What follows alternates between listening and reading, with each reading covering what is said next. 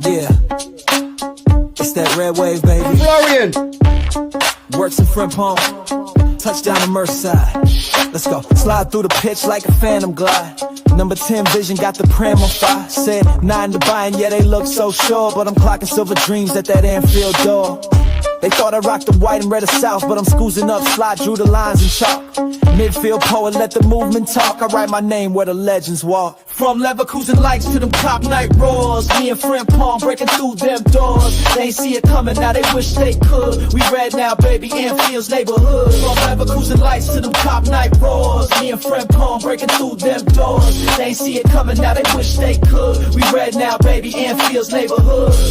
Speed like a shadow, I'm gone in a blink. Crosses on target, got defenders to think. Me and Flo Wirtz, now we back in sync. Y'all had to scoop wrong, time to rewrite that ink. Klopp set the tone, now Slot got the wheel. Legacy in motion and the sinus feel real.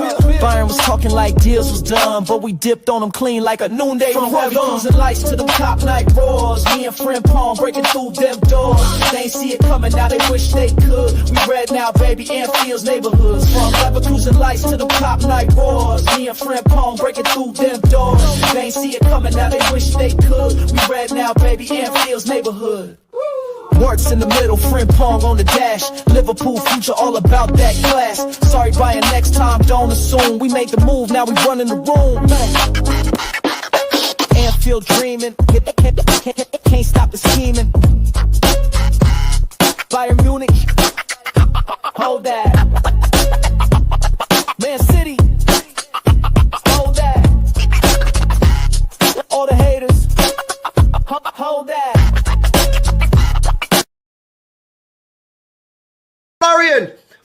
Florian, oh art thou Florian? I believe you're looking for a new football club, my mate. Hey, England, Manchester, Etihad, this Stade will be playing Champions League football next year, my friend. Yeah, how about you take a little 2-2 Ryanair jet from Leverkusen over to Manchester? Bruh, chill. You wanna know, genuinely till this day, I don't know how LB is offering him a Ryanair flight. Ryanair flight? Are you mad? You can get Florian on a Ryanair flight. You gotta fly him commercial. Have some shame and decorum, bro. That's listen, City fans, if you want someone to blame for him not joining, I'll be honest, look no further than LB. He is 100% at fault. Anyway, guys, listen, we've had our fun, we've had our banter, we've had fun over the last 24 hours. This stream, I want it to be a bit more objective. We're going to have a real good debate, real good conversation.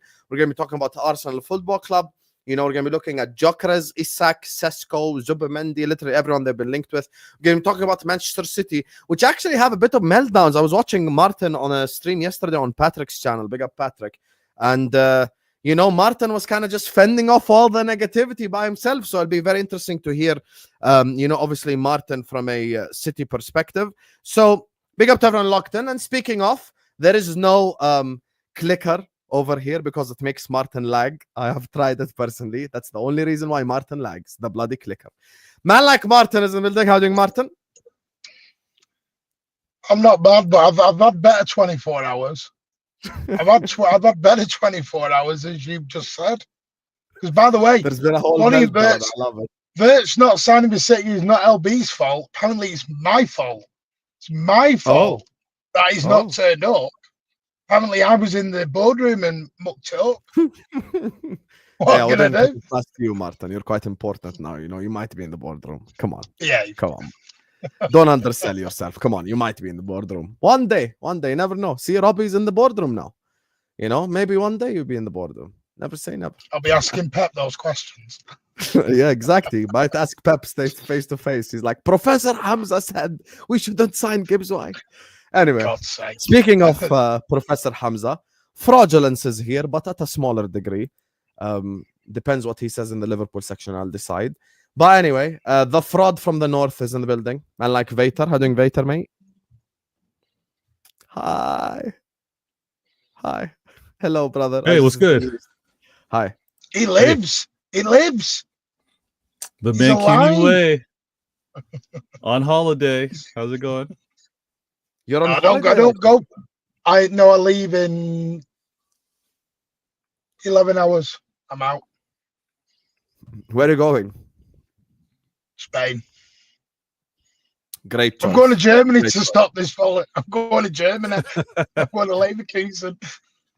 Great choice right there. Great choice.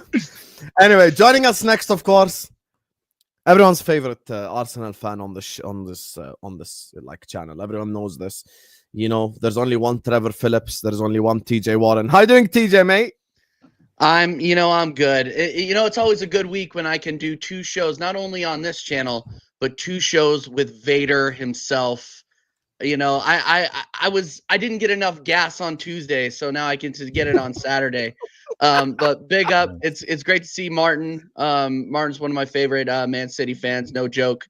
And yeah, let's have a balanced discussion, an objective discussion today. Yes. And we'll get it with limited banter. And we'll get it. And thanks, Hussam, for having me on twice in 24 hours is actually kind of crazy, or 48 hours is crazy for me on this channel. 72 actually, because Thursday. Was it? Yeah, the time is a flat circle. But big up the chat, smash the likes. Let's go. Big up to you. And of course, listen, sprinkle of fraudulence. He knows I love him, but sprinkle of fraudulence is here. You get me? Liverpool are coming for you on the terrace. But I really want to hear his opinions on the current Arsenal situation as well in terms of transfers. How you doing, Sulz, my brother? You good? All good, brother. I'll bring the balance. I'll bring the fraudulence and a bit of banter. You guys can be sensible. Someone needs to do it. Yes. I'm sure you're going to be very sensible, Gunnar Sulz. Big up to you, my brother. Big up to Dal, who says, worst trap tune ever. I realize you're low-key a hater. You're low-key a hater, Dal. Big up, like, Dal, you got my like guy. Hater energy about you. Like, you're such a hater. I don't know why you're hating Liverpool. We're not enemies, mate. Let me rest. Big up the panel, except that Canadian AI fraud. I do second that 100%. I second that promotion right there. Big up to you, Fonzie. I love the fact. You want to know the best thing about this super chat? It's sending Canadian dollars as well. It's always your own people. Man said Canadian or Canadian violence. I love it. Big up to you, Fonzie. Big up to Shug, who says Arsenal women's before men's.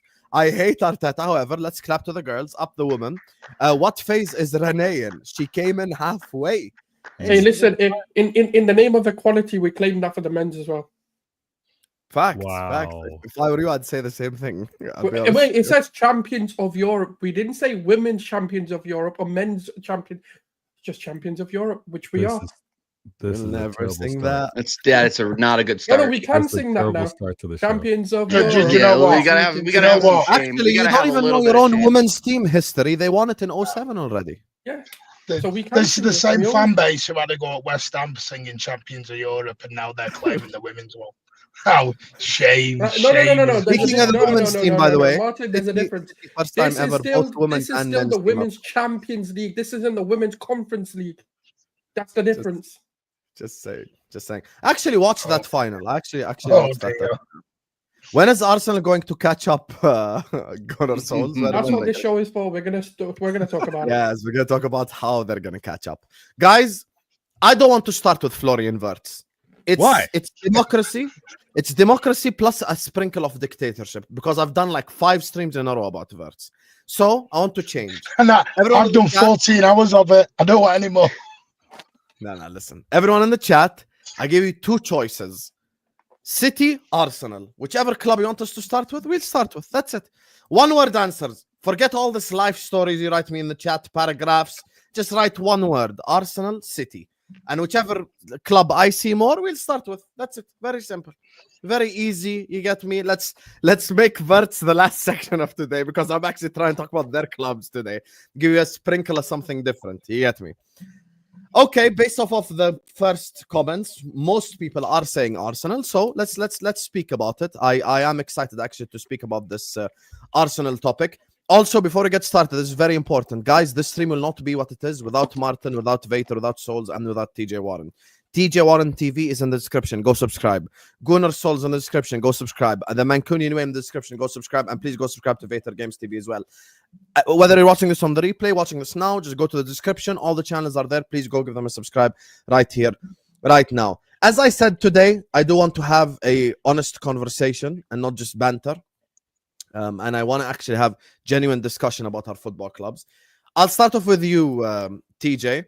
Over these last 48 hours, there's been a mixed reaction in the Arsenal fan base. Some happy, some upset, some having a meltdown about Sesko, some like I take him, some just want Gyokeres, some want Isak. Where are you at right now with the whole Arsenal situation in this transfer window? Reverting to Sesko just shows that we're not serious about getting a true gunman in the 9. First we're linked with Zubimendi. Zubimendi is going to come in as a depth CDM behind Partey and Rice. That's an underwhelming signing. We don't need another CDM. We don't need another person in the defense position. We need to be focusing on the 9. And Sesko is just another project. I've not seen anything special from Sesko that would make me think that he's going to be any better than Gabriel Jesus or Kai Havertz. Whereas Gyokeres, he's the guy that'll provide in the big moments. You've seen him do it in the Champions League. You've seen him do it in the Portuguese league. Like, why are we not going out and getting somebody that's clinical and it has the physical attributes that Arsenal needs and can actually run the channels and maybe stay on side? I'm really disappointed. And like, my question to all the Arsenal fans is like, if we bring in Sesko, who we've been linked with for almost like a year and a half now, I believe. If we're why did we bring in Berta then? We already have. That's a good question. That's literally what I asked Brad yesterday. Why did we bring this guy in when to challenge Arteta or just to be a name for the PR machine that is Arsenal Football Club? I really don't get it, because nothing is really going to change. We are getting the same profile of player, the same ineffective or unproven folks in the 9 that Arteta is gonna try to ego boost himself into developing, which, all you need to do is look at his track record of signing so far, and they speak for themselves. Yeah, like the easy ones hit. Like, obviously Declan Rice was an easy one. Like, that was he was 100 million pounds. He's a 100 million pound signing. I think he's a 100 million pound player, in my opinion. I've not shied away from that. But you also have to look at the Sambi Lakongas. You have to look at the Nuno Tavashes. You have to look at the Fabio Vieiras. These development signings have not worked out for Arsenal. Kai Havertz, you can argue that he's good in the 9, or has been good in the 9 in certain areas, but he was brought in to be a left-sided 8.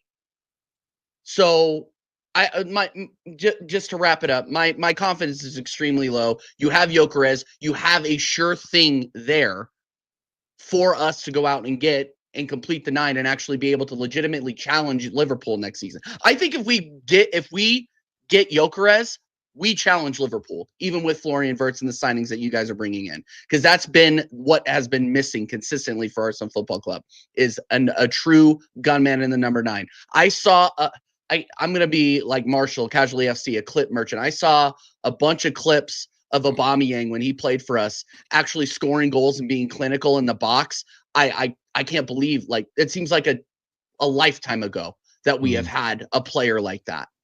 So I'm really excited. I'm excited for Gyokeres. I'm not excited for Sesko. What was the point of Berta then? What was the Sulz, I want to ask you a question as well, and just to continue as well from what TJ is saying.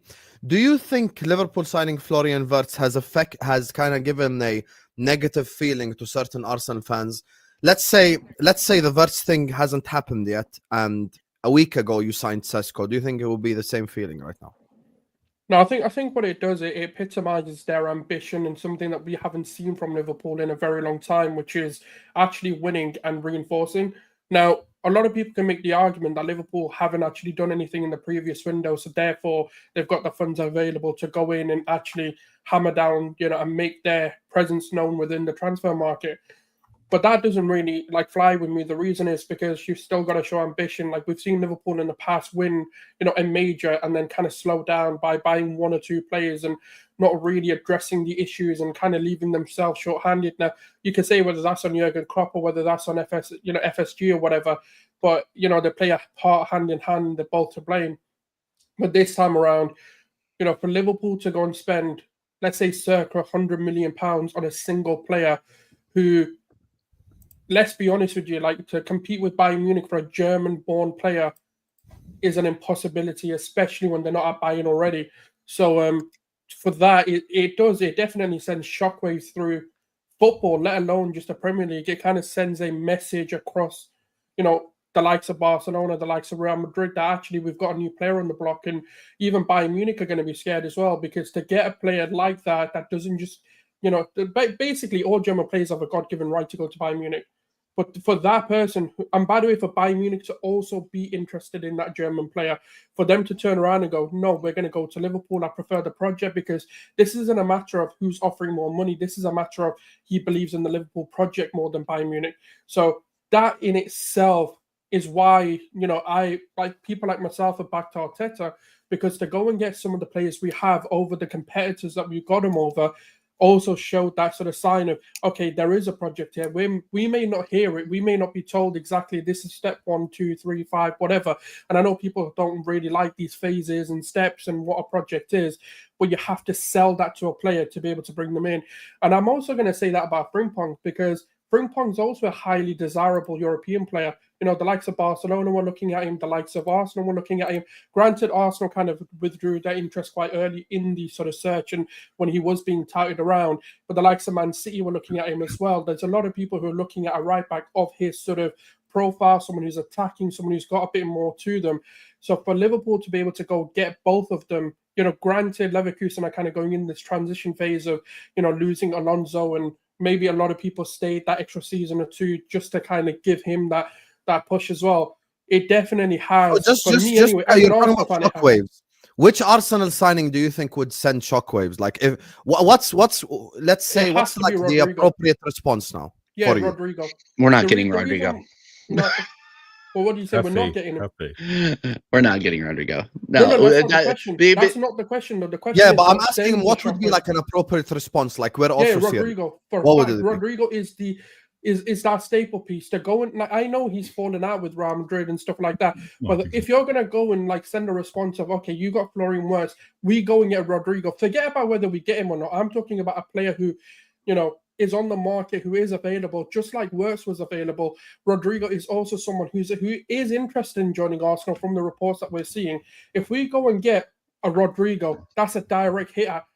We go band for band on this one. And that's, to me, the appropriate response. If we go get a Nico Williams, I like Williams, and I think there's a good player there. But that to me isn't an appropriate response, because we don't know if he's a proven talent. We've not seen him enough. We've seen him in the Euros, but in the Europa League against United, absolutely ghosted. Whereas with Rodrigo, we've seen him time and time and time again turn up for his national team, turn up for Real Madrid. So that's a player for me. If you're going to go and do a Wirtz or even a Frimpong or any of that sort of nature, you go and get the Rodrigos, you go and get the Isaks, you go and get players like that. That's the appropriate response. I'm not talking about the chances of us getting them. I'm just talking about simply responding. That's how you send a shockwave back. He's right. He's right. As much as you're shaking your head, TJ, he's right in terms of you got to go and fill where you guys are weak. And every Arsenal fan, including yourself, says you need a killer up front. I know you're talking about the realistic. Rodrigo's a left winger, though. No. But you still want someone that's now going to be someone that's got to be better than Martinelli and Trossard out there. So it's just about fixing. But that isn't where our priority needs to be. That isn't where our priority needs to be. That's the problem. And I'm already seeing reports in the media that the negotiations are already complicated between Arsenal and Rodrigo. This is why, like, Arsenal do not sign big name players like this that aren't based out of England. Like, let's be real. Our last big signing like that was what, Aubameyang and then Ozil before that. Like, we do not make signings like this. That's why the Sesko thing, I think, is going to be a lot more likely than the Gyokeres stuff. Like, everybody's saying, oh yeah, Rodrigo's on the way. Yeah, a good signing, but it wasn't an earth mover. You know what I mean? It really, like, don't get me wrong, he's been our best midfielder. He was our best midfielder last season. While he is actually fit, he's arguably our best midfielder. But my point is that we never move big like this. We do not sign big name players that may have big name egos, because Arteta has proven that he struggles to manage that type of player. Okay. But why has Arteta openly also come out and said he would like a player like Rodrigo? Who wouldn't like a player like Rodrigo? He of course he's going to say that. He would. Of course he's going to say that. Of course, So, he's going to say that. yeah, but he said he's diverted from other players in the past. That he but how? Come on, when we were linked to Ollie Watkins 3 or 4 months ago, and we put a paltry, what was it, like 40 million down, when he's obviously at the time, especially at the time on form, he was at least 60 mil, and that was what Aston Villa was asking for him, and we put 40 mil down. Like, it's a joke. It just shows that we're not serious. We're going to do the exact same thing with Rodrigo. No, you're not paying 60 to 80 million pounds for someone who's coming to the end of their contract and is 29 years old. It's smart business. Oh my God, no, it doesn't matter. You're going to end up overpaying. TJ, it seems like you really believe this. You knew that Aston Villa was never going to do it. It was but he's also came out and said to Aston Villa he wants to move. So if you can disrupt a player, sometimes you can go and lowball them. I'll be honest with you, TJ, if we had got Ollie Watkins for 60 million pounds and the club turned around and said we're not getting a striker because we want to spend 60 million on Watkins, you'd be crying as well. Let's be absolutely real about it. Absolutely not. First of all, don't assume what I would be doing or not doing. Number one. Number two, you don't know what Ollie Watkins could have done for us through the run out for the rest of the season. So why are we saying, oh yeah, we're linked with Ollie Watkins, we're going to put 40 million. It shows that we're not serious, and Aston Villa were never going to accept that. So what are we doing? It was just to calm everybody down, to make them forget that once again we didn't get a striker when it mattered the most, when we have needed one since 2021. Like, come on. Let's be serious here. We keep giving our board a free pass for not actually doing what we need to do. We bring in another CDM and another freaking project like Sesko. He's going to show that we're not serious. There's no point jeopardizing everything and actually setting the club back if we're just going to be financially irresponsible as well. Financially irresponsible. Do you know who our owners are? Do you know who our owners are? Yes. Okay. Financial irresponsibility is something that we don't need to worry about. We can put the money down. We don't just have an endless pit of money to spend. It's not about the owners. It's about the regulations that we also have to follow. Oh my God. PSR does play a part. We can't just go and go, okay, let's just go spend 500 million just because the owners can. City could do that. City can go spend $1 billion a summer. We spend 800 million. We spent 800 million in one summer. No, not in one summer. You know what I'm saying. Don't put words in my mouth. You know what I'm saying. Exactly. We've misspent these funds. That's what I'm saying. So we go out there and we spend over the ends for Sesko. Are you going to be happy or are you going to be pissed? Good question. What? Yeah, but that's the question I asked TJ. Yeah, TJ, before you ask him that question, TJ, you seem like you feel it, you fully believe that you're gonna get Sesko. I sense that from what you're saying. Yes, because it's going to be the minimum requirement. I think that the Arsenal fan base will revolt if we do not get a 9. I think everybody is united in that fact, no matter if you're Arteta in, Arteta out, Kroenke in, Kroenke out. It's the biggest gap in our squad. We were playing a CDM in the 9 for half the season, and he scored goals. So if we get an actual number 9 in there, who knows what could happen. But I just think Sesko is the unproven product, whereas Gyokeres is the proven product. And we're not bringing in Isak because, as my friend over here said, we're not going to spend a bunch of money for it because it would be fiscally irresponsible, right? No. So, it's not physically irresponsible. There's certain players you can go and do that for, but spending it on a 29-year-old to go and spend that much money is financially irresponsible. When you know there's better options that you can go and get. That's true. That's fair. Yeah, but what's 60 million if you win a title? What if you don't? Because they clearly didn't believe we could have done it with him. Oh, I disagree with you, Sulz. I disagree with that. I want to get as well, obviously, Martin and Vator involved in the Arsenal section. But I just want to say one thing. Can I just say something? There is nothing in football. There is literally nothing in football that can guarantee a title. However, it's all about putting yourself in the best possible position to try to win a title. But if you tell me right now, Liverpool right now this summer could sign Isak, Rodrigo, Wirtz, Go get Chouameni, Camavinga, and we're still not guaranteed the title. So there is no guarantees in football. You have to go out there on the pitch and actually do it. No. There's certain ways of guaranteeing. No. But that's like saying, okay, I don't know if you watch NBA, but I'll give you an NBA example. When the Warriors got KD, there's no guarantee they get the title. There is no. But there's a difference, though. Like if you're talking, when you're talking about certain players, though, you've got to also understand, like, do they fit within the system that you're playing, or the manager is playing in that current moment? If that, if your signings are like very random, like, they don't really fit, like you're getting an inside forward with an inverted fullback, then yes, of course, because they're just going to play in the same position, they're going to occupy the same spaces. But if you're getting the profiles to fit the team and actually expand on that team, then yes, you are giving yourself, let's say, from an 80% to a 90%, you can jump your chances. Yes, there's never 100% you're winning the title, but you can give yourself the most opportunity if you had a window, like you just said. If Liverpool want to sign the likes of Rodrigo, Isak, Wirtz, all of these sort of players, that's exactly what they're missing, and they get the depth and strength as well. So yes, of course, you will be winning the title. Yeah. Let's not do that. Martin, what's your thoughts on this current answer? By the way, guys, Martin is in the car. We're having a great conversation. We have 1,100 people in here, and we're not even on 200 likes. That's ridiculous. I've even just got into my Berta. I've not even and your conversion rate is this bad. Come on, chat.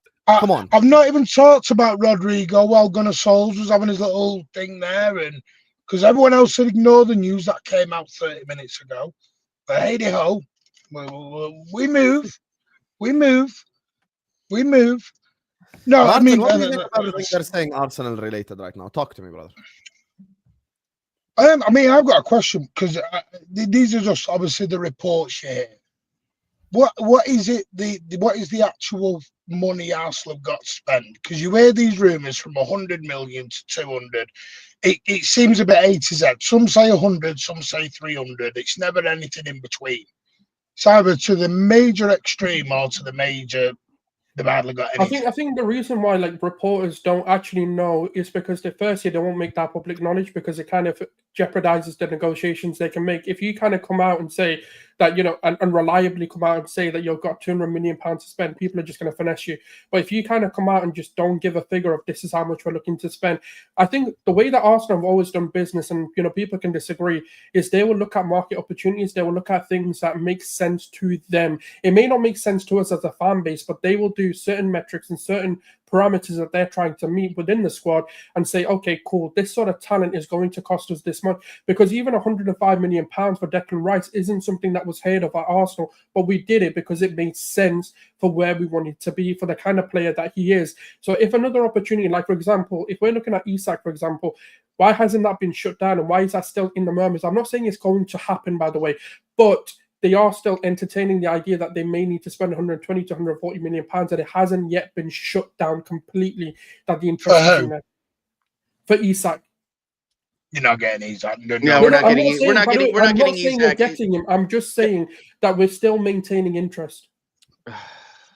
Yeah, maintaining interest, monitoring, rating the player. Be careful who you follow on this, because it's like the Berta stuff. I was the only one, and Hussam knows this through private messages, I was the only one saying Berta were never happening.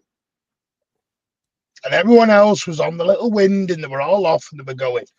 Because City didn't push for it as much as Liverpool had done. City had already pulled away at that point for whatever reason, because they'd already told us. Because this is the thing, by the way, people don't realise is you got to read through all the BS and the click stuff that goes out on Twitter and everything else, because everyone's an ITK, everyone knows everyone. Everyone's got a source at the club. Like, Jesus Christ, the amount of people who've got sources at the club are unreal now. But to me, Sesko is a bit weird. I think Gyokeres, to me, it should be the number one guy. So Sesko just seems like a good player, but he seems like a backup player. With all due respect, he doesn't seem like a striker that's going to get you over the line to win a title. Don't see him scoring 20, 30 goals in the Premier League. No, I may be very wrong. One rebuke, and by the way, I don't disagree necessarily whether Sesko should be the guy that we go and get. But one rebuke that I do want to make on the Sesko one is the similar discourse was happening when Isak was available as well. there was a lot. I'm not saying guys on the panel here. I'm not saying you guys thought this, but there were also sections of rivals, sections of the fan base who were also saying, but he's never really hit the mark for Real Sociedad. He's never done it. Blah, blah, blah. And then he's come to Newcastle and absolutely. You see the player who he is. Sometimes a gamble can pay off, and sometimes that can be better than getting the established player. Look at Darwin Núñez, absolutely tearing it up in the Portuguese league. Comes here and isn't even a shadow of himself. Werner was ripping it up in the Bundesliga. Comes here, isn't even hitting remotely those numbers. You know, when you look at Fabio Silva, for example, look at João Felix. Like, there's always going to be a risk, and there's always going to be like pros and cons. I don't think. So what's the price for Sesko? What's the price for Sesko? What's that? What's the price for talking to Sesko? It's similar money. You're talking like sort of the £80 million mark, £60 million mark, that kind of region. Not for somebody unproven. Yeah, at least guy had a couple swings at the plate in the Premier League. You knew what you were going to get for him. But paying 80 million over odds for somebody that has not played in a league like Premier League is crazy. And you were talking about financial responsibility. Isn't proven in the top flights either. He scored 4 goals against Man City. More proven than Sesko. Yeah, he's absolutely ripped up the Champions League. Okay, one game. People have done that before. People have had good games against one opposition before. And do you know how many goals he scored in all competitions this season? Yeah, cool. So did Darwin Núñez. He's not. If you're comparing the two, that's happening. Yeah, so did João Felix. So did Fabio Silva. Yeah. Do you know what it is to make? So many players. Completely different profile of players, but do you know what it is to make? Yes, it does matter. It does matter. No, it doesn't. They have teared that league apart. They have also scored the number of goals we're talking about Gyokeres. So the argument of, but look at how many goals he scored. Isak, by the way, was struggling to score 15 in La Liga, comes in here and he's competing for the Golden Boot. Because he was being played as a left winger, and he was being played as a left winger at Sociedad, to be fair. No, but he was a striker as well. When Odegaard was there, he was playing as a focal point. With Odegaard, he was playing as a focal point. It was more of a left winger. No, he was playing as a focal point. When Odegaard was playing there, because I do watch La Liga as well, he was a focal point for them when Odegaard was there. Sociedad because of David Silva. I watched a lot of Sociedad because of Silva. The thing I'm saying is... But he wasn't a left winger for them. Yes, he might drift off to the left and stuff like that in game, but he was their focal point. Well, we can agree to this. To me, I think Gyokeres... I've got a feeling United are going to end up with Gyokeres, and that's the reason why you moved to Sesko. I don't know why, and United shouldn't get him because they're an absolute basket case.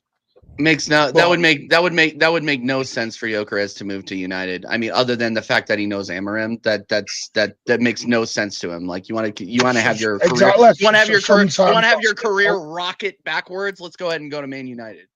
Yeah, I don't think Gyokeres. Martin, if they won Europa League, I would have said he would have gone to United. But now I don't see it at all. No way. We will say, especially with all the financial penalties that they're going to need to pay. Yeah, exactly. Like there's no way that they're going to throw the money out there. They're saying they could even pull out Acuna now because of the money.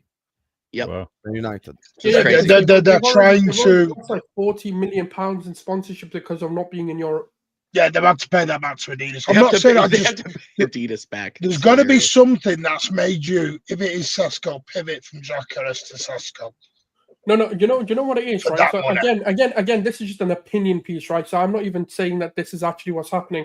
But what I feel like, if you look at Andre Berta, even at Atletico Madrid, and how he conducted business, he uses the media a lot in terms of creating narratives, speaking to as many players as he can, because guess what? He can just pivot away and actually use it as a negotiation tactic to get his way. Not necessarily with the player in terms of contract demands, but in terms of the club. Because if the club are looking at it and going, okay, you've gone second, you've gone into the semi-finals of the Champions League, you guys have got money. So instead of, like, for example, where the benchmark might have been 80 million like previously when spoken and gone, okay, come back next season and you can have him for 80 million. Some clubs will look at the financial progression that Arsenal made and go, now we want 100 million now because other clubs are in for him as well. But if you then say, well, actually, we'll just walk away, we've got another deal lined up, clubs are likely to go, actually, we're chatting shit, let's actually do the deal. I'll be honest with you, as the team that just won the league, if Arsenal signs Sesko, I am completely relaxed. I'm 100% relaxed. I don't feel. Say that louder for the people in the back. I mean, I'm going to be honest. Sam, I did say it, and then people got upset at me. But people always say stuff like keep the same. Let me just say this: people always say stuff like keep the same energy. By the way, before Arsenal, Sesko were linked to Liverpool, and I threw a fit on this platform. I was like, I don't want to see Sesko at my club at all. I think he lacks the football fundamentals. I think his link-up play, his first touch, those things he lacks 100%. Like, I don't think he's like a technical. But then you can say the same about Gyokeres. The aerial presence isn't great. No, but Gyokeres still has technique. You know, Gyokeres still can hold up the ball. He can still keep the ball. But Sesko's striking ability and striker technique is actually up there with some of the best. But then he has 13 goals in 33 Bundesliga appearances. Yeah, but so did Isak. But we're not crying about Isak now. Yeah, but the problem is Bundesliga is a lot lower quality than the La Liga. If you want a prime example, if we're comparing leagues, let's do it. Darwin Núñez and score like 40-odd goals, comes here, couldn't transition into it either. Like, so if we're talking about league quality, then yes, of course, we can all have that argument for every single player that we see. We've seen Fabio Silva do the same thing, João Felix do the same thing. They've all transitioned into the leagues and absolutely flopped. For big who do you want? Who do you want? Do you want Gyokeres or do you want Sesko? All I'm trying to do is bring balance, because I think when people are writing Sesko off as a complete, like, no, this won't work, he's a project, I actually think Gyokeres in the same light. That's all I'm trying to say, because I don't think, coming from that league, I don't. Does Sesko get 15 league goals? What, in the Premier League? I don't think in the Premier League. Either. I don't. Oh no, I think Gyokeres does. I think Gyokeres absolutely does, especially with the players at Arsenal around him. I don't think Sesko does. With the way that we play, Sesko can. I think Gyokeres can, but I can't guarantee that, because I just don't believe in the quality of that league will transition over. I think there will be a transition period with a Gyokeres coming in, and you'll realize week in, week out, you're getting clotted, fam. You ain't not going to get just let pass. The one thing that Gyokeres has that Sesko has a question mark about it is finishing quality, and that is what we have been missing in droves at Arsenal Football Club. We have our number 9s missing wide open nets in FA Cup first rounds. Like 5th rounds. What are we doing? Like we really, it's so easy. It's like paint by numbers. Like, get out your crayons, get out your coloring book. It's very, very easy to solve this problem. Get a clinical striker that you know and has played at this level. I mean, he's played in England before, so there's a familiarity there, obviously, with Coventry before he went to Portugal. So I just think it's I wouldn't say it's a slam dunk, because yeah, obviously he hasn't played in the Premier League. But he's at least shown that he can play at that level. Whereas Sesko, I don't think so. I just think it's completely underwhelming. Question for Hussam though. Question for Hussam. If we get Gyokeres, are you sweating? No, I wouldn't say sweating, but I would at least go like, okay, they're actually trying to win the league here. Okay. Well, see, I'll take that over you kicking your feet up, because I wouldn't blame you for kicking your feet up if all we got was when Sesko we were and Zubamendi. I called them I called them the Slovenian Darwin Núñez. I'm not trying to see Sesko at my club. I think he's little Darwin Núñez like in a different body. I don't see him succeeding at all, Sesko. I really don't, because the guy, it's just he lacks the fundamentals of the sport. Link-up play, first touch, shit like this, he just does not have at all. So in a system like Arsenal, he would not succeed unless you're scoring goals on the counter-attack. Which, if we are ever going to be serious... But if you look at your... 3 promoted clubs, home and away. Well. 1 second. 3 promoted clubs, home and away. I actually did this last time as well, so let's just go through the list. These are the teams that are going to play low block against Arsenal. The 3 promoted teams, home and away. Spurs, in your own backyard.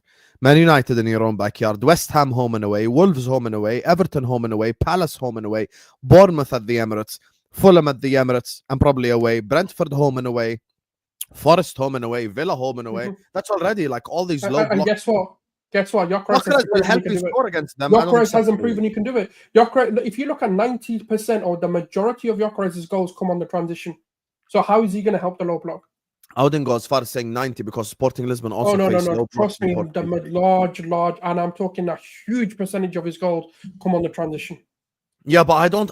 If Sporting are playing Boa Vista are in low block. Yeah, like 1 or 2 teams. Like, it's not enough to say like, yes, he can unlock. And by the way, when you're talking about low blocks, these guys put nasty low blocks. The Liga Portugal doesn't have that quality of defending. They So, don't like, have the this is quality what of I'm saying. defending. But My thing isn't don't bring Gyokeres, by the way. This is not even the argument I'm making, but the way that people dismiss who certain do you players, prefer then? Tell us your own preference. for me, I don't really care. I don't mind either coming. I'm actually happy with whoever comes in because I actually see Get how off they the both work. fence. Get You off want the the fence. profile. You have to choose one. Why- There's a gun why to You your have head. to choose. Get off the fence. Gun to your head. Choose one. Why? I don't need to Oh choose my one. Why do I You're need right. to choose? I mean, if But someone there's asks pros you and this cons for question, I don't. both. There's pros and cons for both of them coming in. Like I And don't you're- like well, whoever everyone comes in. has I'm a happy. preference. I'm happy with either of them coming in. Souls That's is right. the point I'm trying to make. But what I don't like is if we're gonna have what we're talking about sensible conversation, let's not dismiss a player when other players also have similar flaws. Like I don't get this Gyokeres is a guarantee. We're gonna win the league. We're gonna do this, but Sesko shit.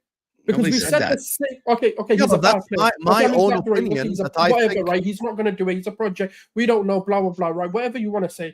Can- Right? can we- The similar discourse happened with Isak before he came in. Sometimes, all I'm saying is dismissing a project And player by the way, if isn't- you bought Isak from Sociedad, you still you wouldn't win the league. Want to know why? Because he needed the development years at Newcastle first. Isak is only complete because he played for Newcastle for 2 years. If not Isak came necessarily, 'cause straight, we could have developed one him. second, if Isak came straight Sociedad to Arsenal, you wouldn't have seen this beast right here we because it don't would do take that. him 2 years, 3 years to get to that level. No, but you're wrong here because had they got him 2 years ago, we might be seeing this Isak now. So Isak now, yeah, like 3 years so later. investing, but even investing. Yeah, but hang on, no, Arsenal are in Graham. win now Not mode, every though, team. later. Not every team. Arsenal are in develops win the now same way. mode. You think Arsenal fans can wait another 3 years? Arsenal are in win trophy now mode, not win the league Yeah. mode. So if Isak came 2 seasons ago and they were that much closer to winning one of the domestics, I think everything's calm. Where Sulz is being a balance here. He's like, I want the profile of player. TJ wants obviously the best possible 9 that they can get as you go down the tier list. But it's clear Arsenal need a player in that position.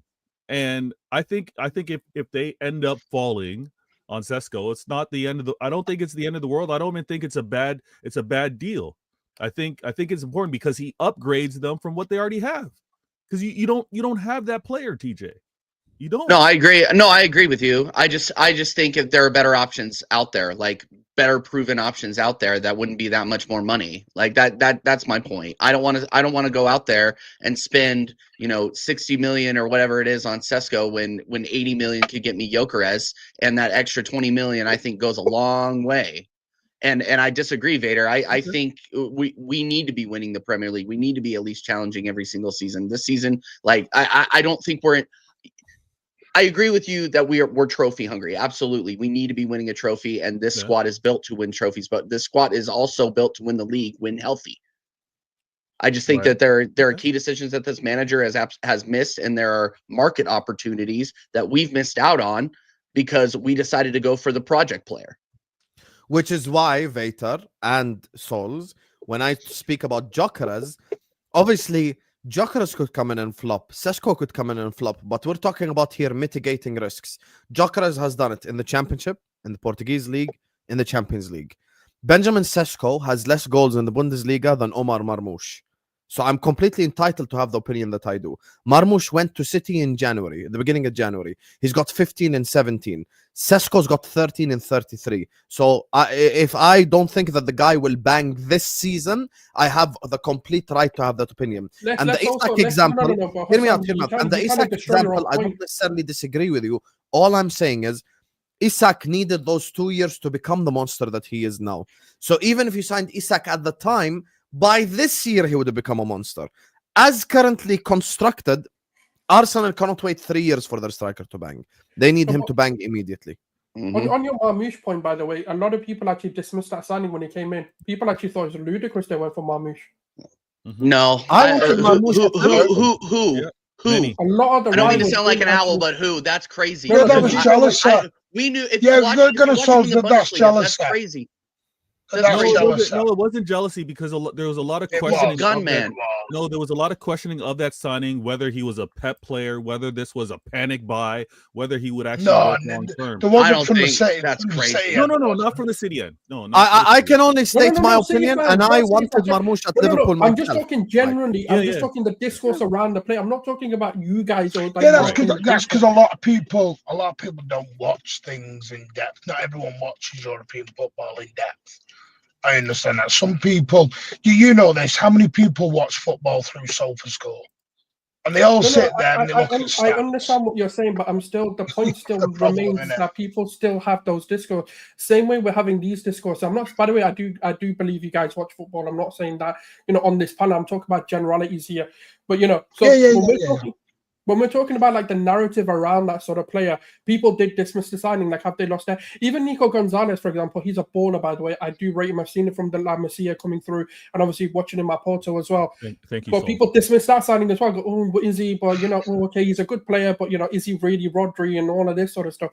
So people have dismissed the £250 million. And by the way, I'm not saying that £250 million has done anything this season for you, but it has definitely got you back into Europe and stuff like that and shown that ambition.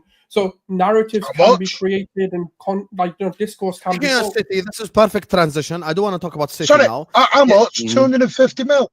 Spent 167. Don't worry about He's just added another 100 million. Let's not do this, guys. Let's not fight over money now. Here we go. Let's not do this. Anyway, big up everyone locked in. Make sure guys are liking. Make sure guys are subscribing. Let me just grab these super chats. We are at 350 likes, which is way better than the 100 likes we were on the start. Let's try to push 400, 500. There's been a very great conversation, very sensible debate. Big up to LK who says Arteta needs Liam Delap's dad. I think you mean his son, if you're talking about the striker, no? No, it's talking about Liam Delap's what Rory Delap. The one who threw, the one who at Stoke who launched the ball 500 yards up for throwing. That's a fraud. He wants the long throws. He wants the long throws. If we get Sesko, high chance of Arteta sacked is what Shug is saying. Possibly, I don't know. I don't think they'll be happy about way that. To look at things, though. Why would you want to play a sign just so a manager can get sacked? Reckon Arteta would win if he coaches this current Arsenal team in the Women's Champions League? No, the women's game is different. I don't think he'd win. I think it's a different type of game. I reckon Arteta. I want Gyokeres. It is a different type of game, for sure. Big up to Sugar says, I want Gyokeres. Ya Allah, please. Hey, I hope you sign Sesko, Sugar, so I can be relaxed. Big up to you. Big up, guys. Just joined late. TJ, did Vator AI join yet? Yeah, he's here. He's beep bop boop and all right up there. Don't worry about it. Big up, Mina. Big up to you, Mina. Big up to Samasi here, you guys. See this right here, Bayern fan that's rattled. I wish all the misery and unhappiness on Wirtz. May he never say peace. I will not be supporting, not even when he scores for Germany. Traitor. Hey, hold that, Samasi. Hold that, Samasi. We went this summer from Liverpool to Liverpool. Hold that, mate. Big up to Bayer Leverkusen. Hey, big up to you, Samasi. Big up to Fonzie says, Arsenal fans will always justify their shit links. I actually thought a lot of Arsenal fans would agree with me. To be fair, some of them, many have, but some are excited for Sesko. Hey, fairs, I hope you get him. And then we will see who laughs at the end. Big up to Brian Woodward, who just sends in an empty super chat. Thank you, Brian. I appreciate you supporting the channel, my brother. Big up to you. Big up to Shane, who says, it's one day Gyokeres, one day Sesko. No one knows, is what Shane is saying. Fairs. I think there's that guy, what's his name? Eduardo Hagen, like on Twitter. He's a fraud, man. He's just an aggregator.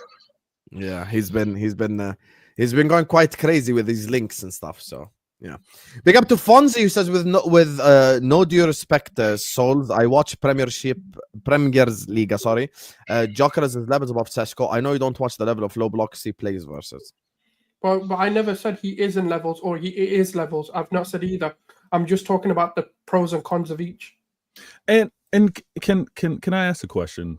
Obviously, to the Arsenal fans, what makes you believe that he would stop at Sesko?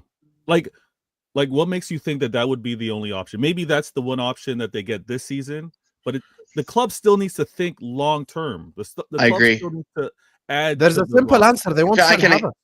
Well, that's an answer, and the only reason I think that we're not serious about bringing in anybody else is because we're not actually seriously linked to anybody else. And if you know Arsenal, it takes them forever to get a signing over the line.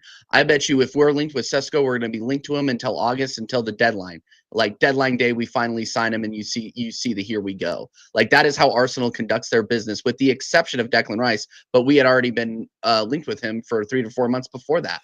So unless it's written in stone, Arsenal are going to drag it out and try to get the best price, try to haggle, and do the business on the last day. And it's just absolutely ridiculous. If I may, and I know I'm labeled as a fraud, but if I may, I've seen Arsenal go out and get the target, but also behind closed doors get other deals. Like, wasn't the Calafiori deal like one that was kind of a surprise and happened quickly? No, that took a bit of time as well. Did it?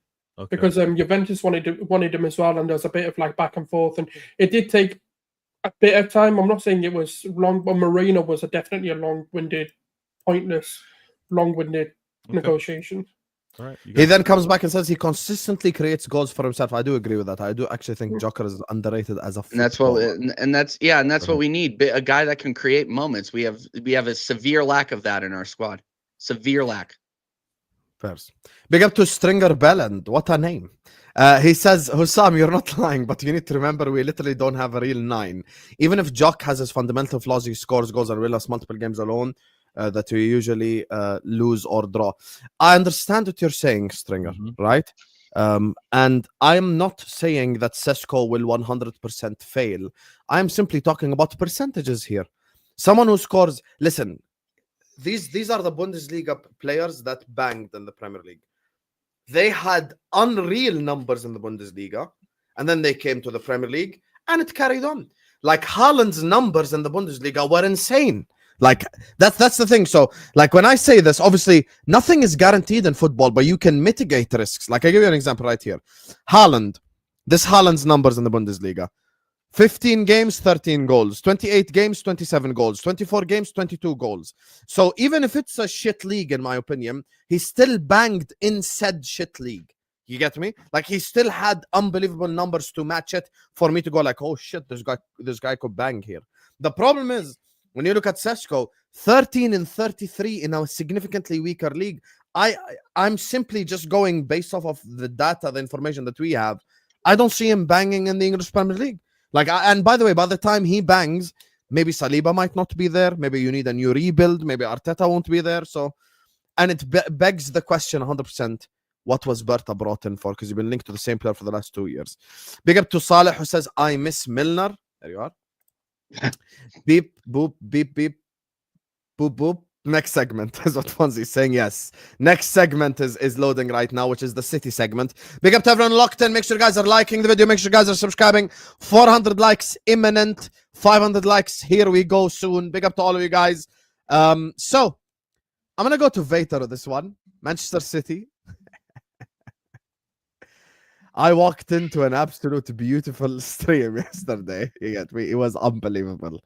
I was on Patrick's channel. Big up to True City fan. Make sure you guys subscribe to his channel. Martin was out here fighting everyone alongside Adam, I think. Kel was fighting people as well. Hamza was losing his shit. Morgan Gibbs White, Vator, the direction of Manchester City, losing out on Wirtz. Talk to me. How do you feel as a City fan right now? Well, first of all, I don't even think that Wirtz is a man. I think he needs to check his chromosomes. I swear, every meal that he eats at Liverpool, I hope there's a bug in it. This player deciding not to come to my club, I wish him all the worst. I wish him no success over at Liverpool. Now that that's out of the way, we go after players all the time. We go after big profile players all the time. Whether we get them or not, it depends on a few things: evaluations, player interest, and obviously a player's want to be at the club.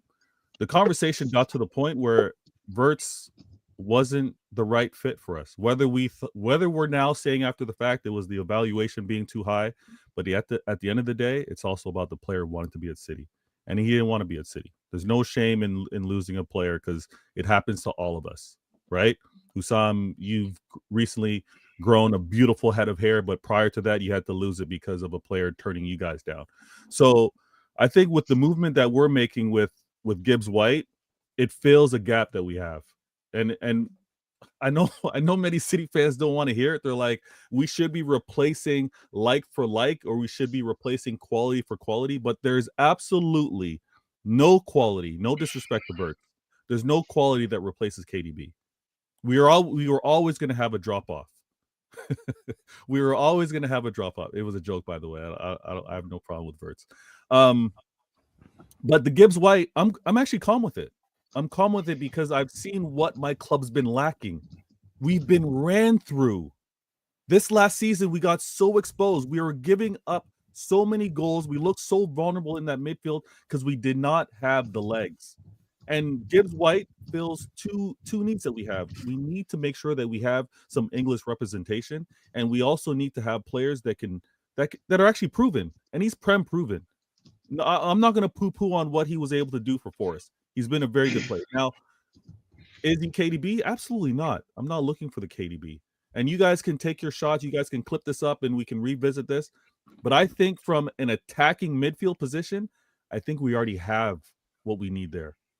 I think we already have enough in terms of maybe a hybrid role for Marmoush. I think I still have, unlike some, whether they're rivals or some City fans, I still have incredible faith in Foden when he gets right to be able to play in that role. And I also like the signing of Echeverry. There's a reason why we went out and got such an amazing South American player, young profile, and why we went and got him early because of the future that he can actually deliver for us. And we saw him play. Mind you, it was a little bit of a cameo, but we saw him play and get into good positions when he did play for us. So I'm calm with that. I want eights. I remember when we had the legends. Getting two of it. Getting two eights. I don't know. I don't want to. Yeah. But I remember when we had the legs in Bernardo, when we had the legs in Gundogan, and obviously KDB playing a little bit in that hybrid 8 and maybe a 10 role, but he only played 10 later in his career. I think we need the legs. And when I think of a healthy Rodri back with a Nico Gonzalez as well, I'm calm with this season, with that being the targets for us. Because again, we're not only, and this is why I kind of asked the Arsenal fans, is like, what makes you think that you're not going to continue signing? I think even if we end up doing that for this season, we're not going to just stop and not assess and not add to it for upcoming seasons. We're not going to close the gap on Liverpool in one transfer window. So if it happens to be a season where we don't think that we've strengthened to either match or surpass Liverpool, then so be it. We just have to improve on where we're at, and we can't do that in one window. The fans that cry all the time and want to be back to the best, it doesn't happen like that. So I'm here to bring some balance. The professor that you're always propping is the one doing the most crying. Pardon me? The professor that you always prop is the one doing the most crying right now. No. I don't prop up the professor. When you guys talk poorly on his name, I defend him rightfully. But the professor is also pointing out what he wants to see at the club. The professor is saying the opposite of what you're saying. The professor's just like you, Hussam. He's emotional and he talks and he rants sometimes. When he calms down, you'll hear. He did bring up some good points, though. Yeah. He did. Yeah, he did. No, he did. I'll tell you from that debate some stuff that he said that's accurate. I think Savinho being on one goal the whole season is a horrible return, even if he's young. We don't play wingers. No, Hussam, this is where I question. Martin, he plays for Man City. No. He's right. He's right. Playing for Man City, you should have more than one goal. Can we be serious here? More than a goal, surely. Like 5. Well, hang on. This is where I question how much Hamza watches all the games. No, Hamza's not here. No. Mate, I'm not trying to put smoke on Hamza. I'm not. No, he's the City fan, I'm not. Let's deal. No, I'm not saying he's not. Let me finish. Vator, let me finish. See, the lawyer's present. I'm not having a go at him. And it isn't just Hamza. I question what has happened this season is fans are trying to dictate the style of play, right or wrong, Vator. Yeah, but because every fan has a different vision. No, don't say every fan does it, because if I said what I think our fans have been this year, I'd get cancelled by our own fan base. So I'm not going to do that. Mm. City don't play direct wingers. We generally don't. Yeah. Yeah. So the Savinho docu argument is a little bit numb to me because it's not the way we play. Where Hamza's right is, what was the point in signing him? That's the right question. No. And that's where I've always said, well, you know, who has signed him? Is it a Pep signing? Is it a board signing? Because the thing is, but you know, you said we don't play direct wingers. We don't. No, we don't now. But the reason why we haven't in 3 years, Vator. I know, but prior to the 3 years, we had a style of play, and obviously Pep's adapted. Well, 7 years ago, I'm sick of hearing about Leroy Sané and Sterling. No, but I'm sick of hearing 7-8 years ago.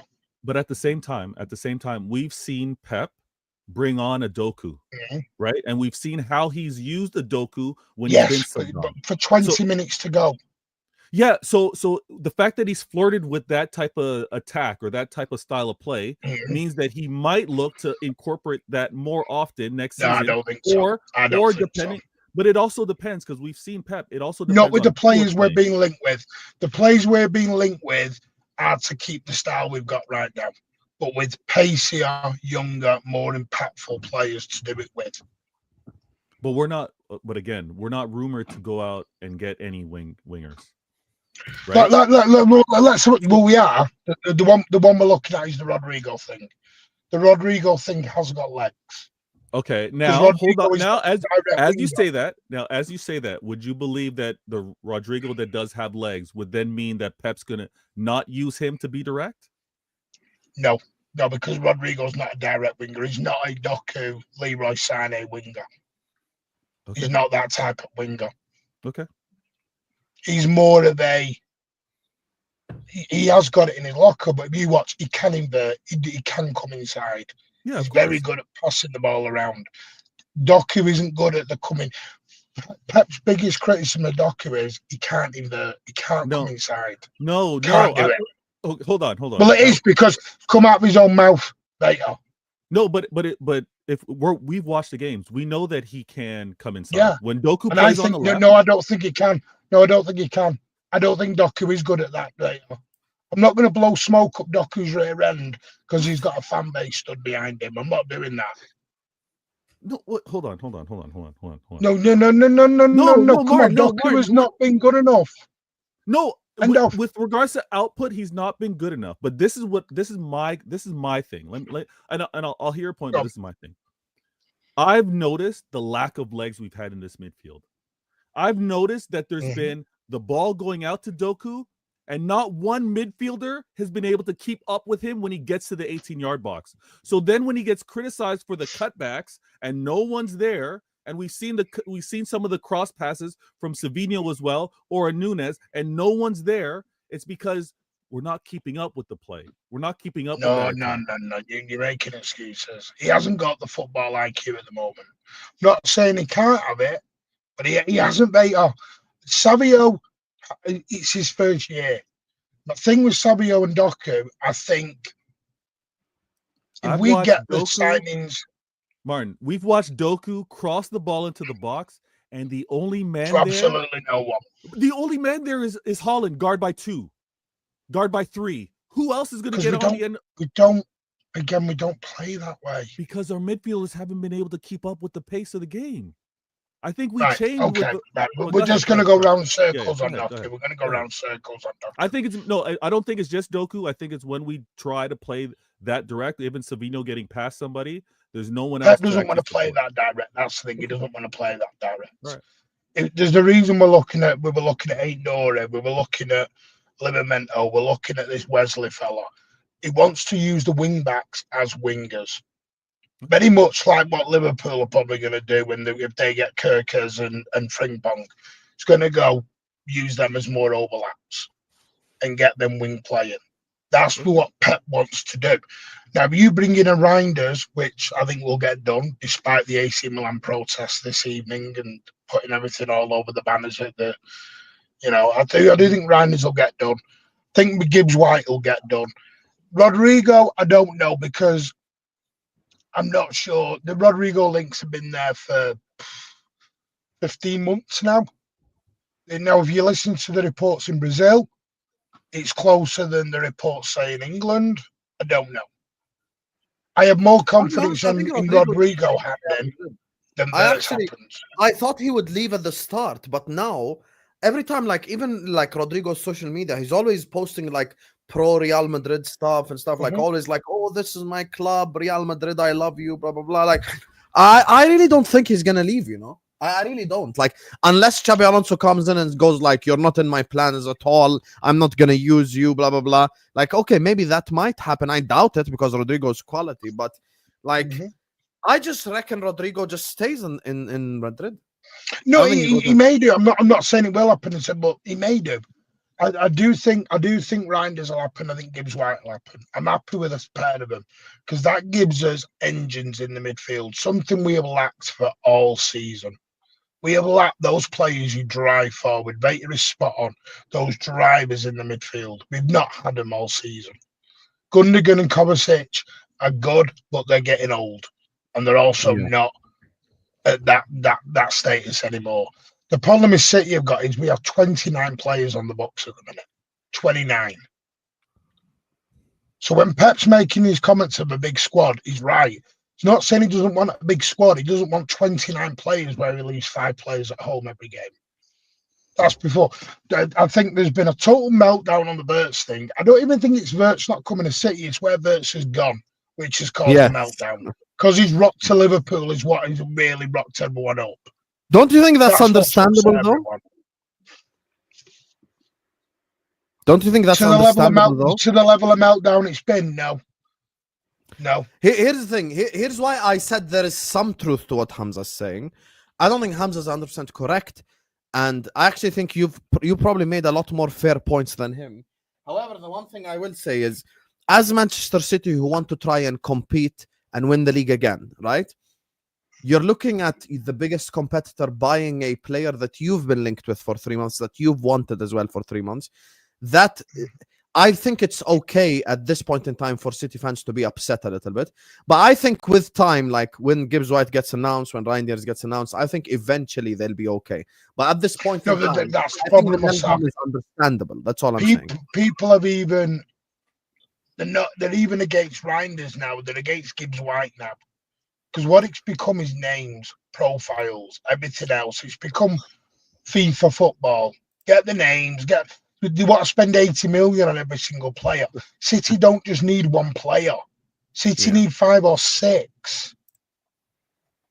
We can't spend 80 million on 5, 6 players. We're dead on PSR. Yes, we've got money, not 80, 90 million a player money. We don't just need one player or even 2. We need 5 or 6 right now. That's a lot of. Plus, we spent 167 million in January. People have forgotten all this. They just think we're going to whack 800 million down in 2 windows and go, good luck, lads, see ya. It's not that easy. You've got to get John Stones out of the door. You've got to get Kovacic out the door. We don't know what's happened with Gundogan. Phil, do you know what's upset me the most is the way everyone's given up on Phil Foden in our own fan base. We are talking, and you won't like this, and this is not to buzz people up because I'm not a big stats guy myself. Phil Foden had better stats from last season than Florian Wirtz ever has in his best season in the Bundesliga. Now, I'm not saying Florian Wirtz is a bad player. He's a quality player.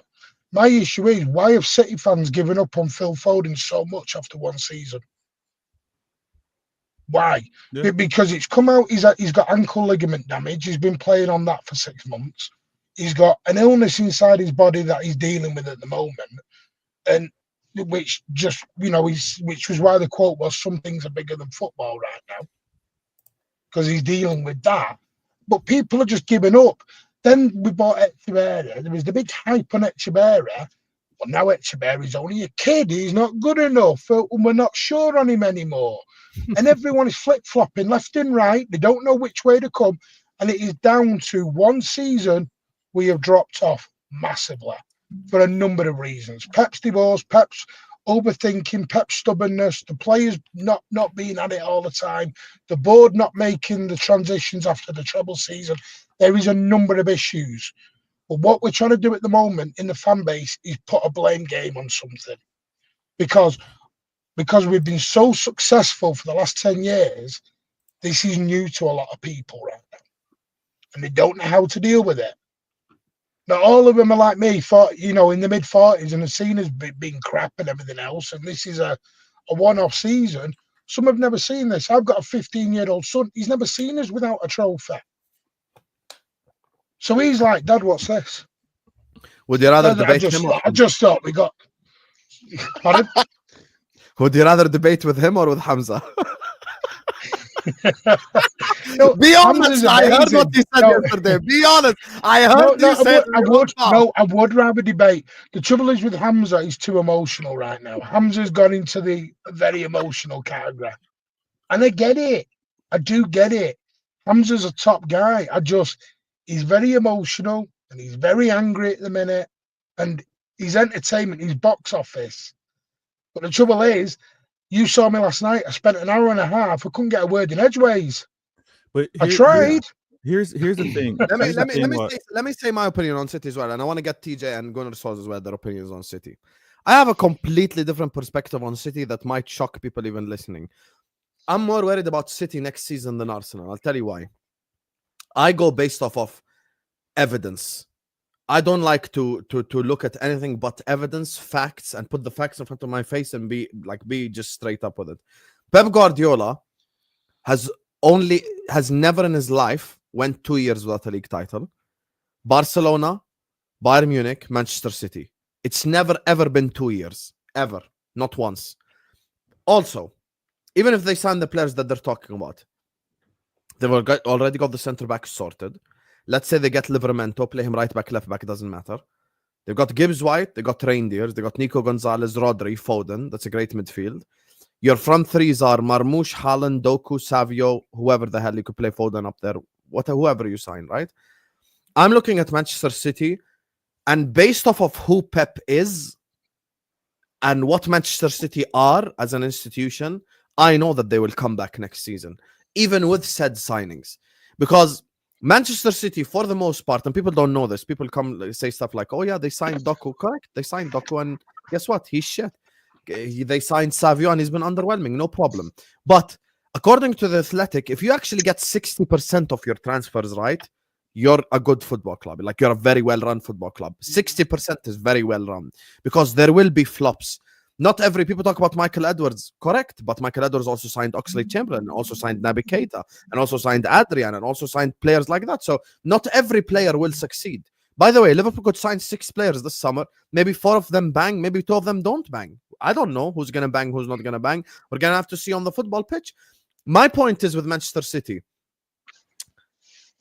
based off of who their manager is, based off of how they're run, based off of the players that they're linked with this summer, I know that they're going to come back next season with a purpose of winning the league again. I know that they're going to start and try to win. I know that when they look at the Premier League table next season and it says 0 next to all teams, they are going to feel that motivation again. And I saw it for 15 minutes against Bournemouth. That Rodri guy is a cold motherfucker. That guy, I did a video and last season. Nobody's got a signing like that coming back, by the way. No one does. No one's got a Rodri walking back on my into channel a year ago. When people say I'm a City hater, I am. I own up to it. I said Rodri deserves the Ballon d'Or. I made a video titled Rodri is a deserved Ballon d'Or winner, because I know what the fuck his quality is. So Rodri can run a whole game by himself. So I can't, with all due respect to Arsenal, not even disrespecting Arsenal, I can't just bypass that and act like it's nothing. Okay, so now Rodri's coming back. Gibbs White, Reindeers, Foden, Marmoush, Haaland, Livramento, blah, blah, blah. The only thing, and this is where I'm going to be objective here, the only thing that could be City's Achilles heel is the fucking goalkeeper position. That's the one position. If they sign that Porto keeper, I know they're linked to the Sociedad one. They were linked to Maignan as well a little bit. They were linked with I think they were linked with the Lille one as well. Chevalier, I think his name is. If they sign Costa from Porto, same energy for Arsenal. I think that guy, shot stopping, needs a lot of development. And he could probably cost City 6 to 9 points next season. Yeah, there's an update on that. City won't pay the money. Apparently, he's going to sign a new deal. There you go. Then, so that's a positive. So that's just TJ. Who's the guy? Do you know the Garcia fella, by the way? The guy he's just been relegated. The one that was linked to Arsenal, Joan Garcia. Yeah, They're looking at him, and but there is also talk. I haven't told Berta this yet. We're linked with another goalkeeper. Shocker. Edison may sign an extension. Oh, really? Surprised. You don't think his relationship with Pep is like screwed already? Yes, I do.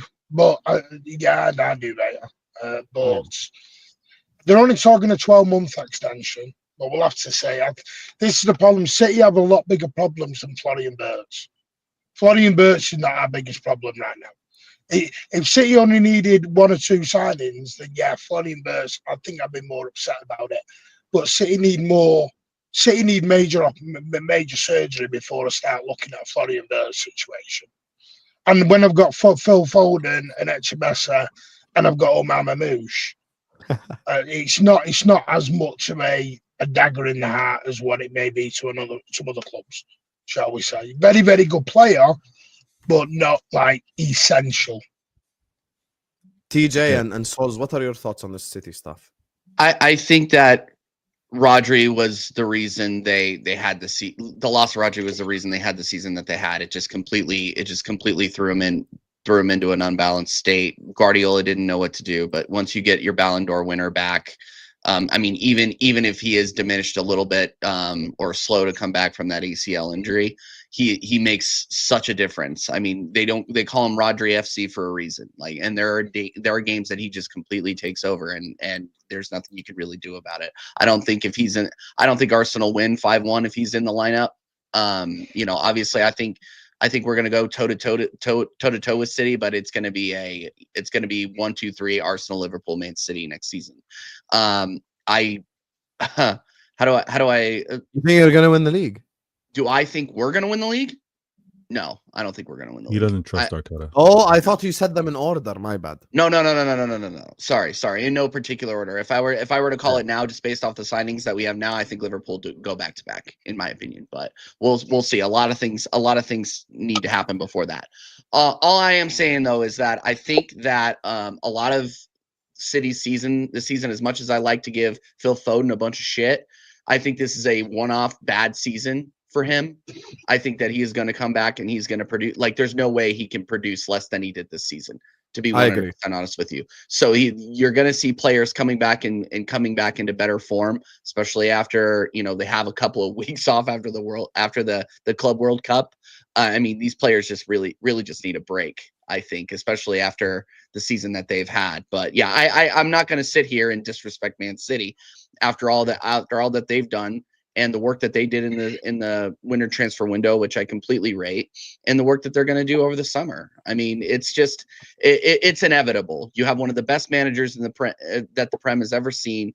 You have world-class players up and down the lineup. Obviously, you're going to be missing KDB, but you're going to bring, as long as they backfill him correctly, they're going to be firing on all cylinders again. I'm sweating Man City a little bit more than I would like to admit.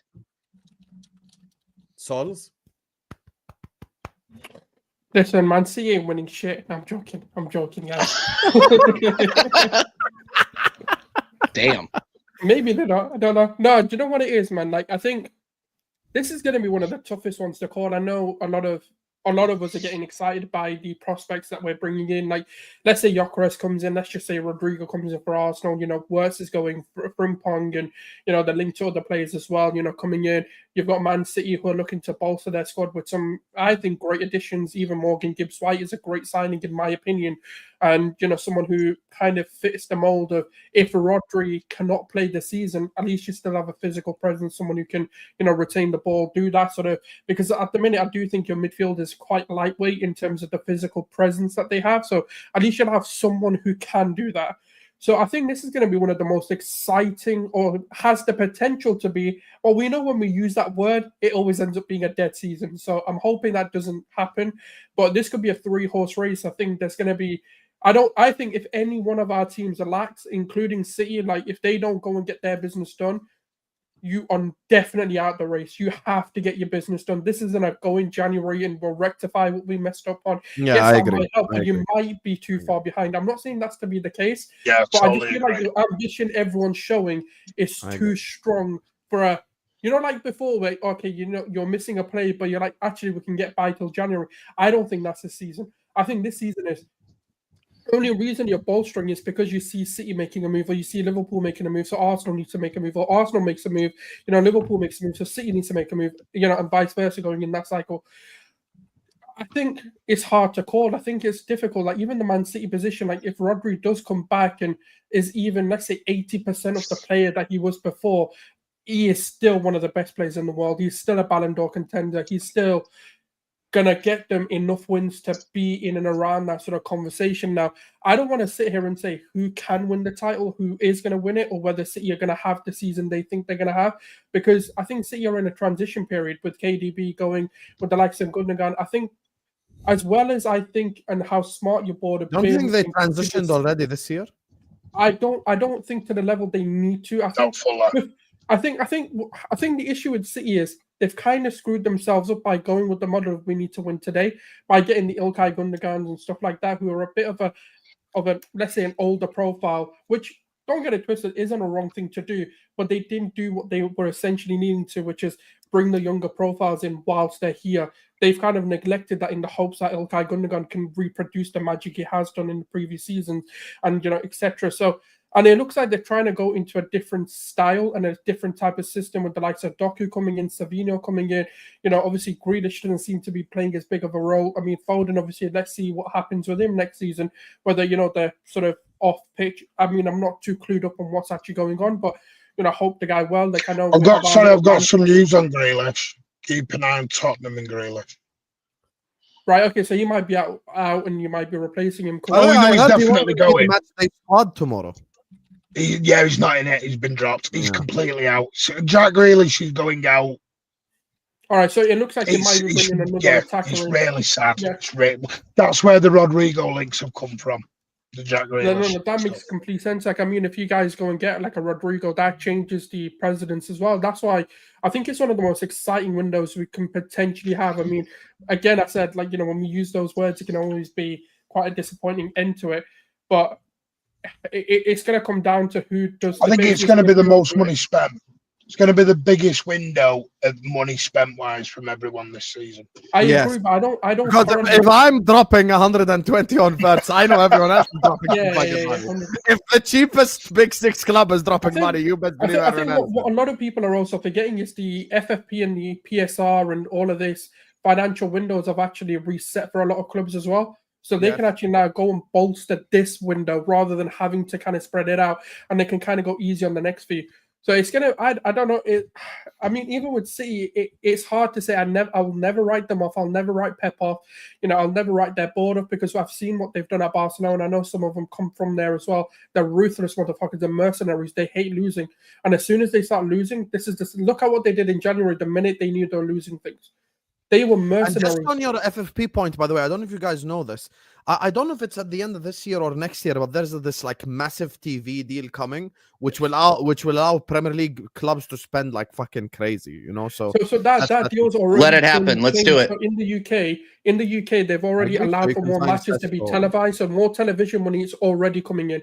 So what's also happening is, because the major renewals happening, where in terms of a broadcaster change could be coming in, where DAZN are looking to put their name into it, they're also looking to eradicate the 3 p.m. rule within the UK. If that was to become into fruition, that means more money available to more clubs, because there's more matches being televised, and obviously which means more money being brought in.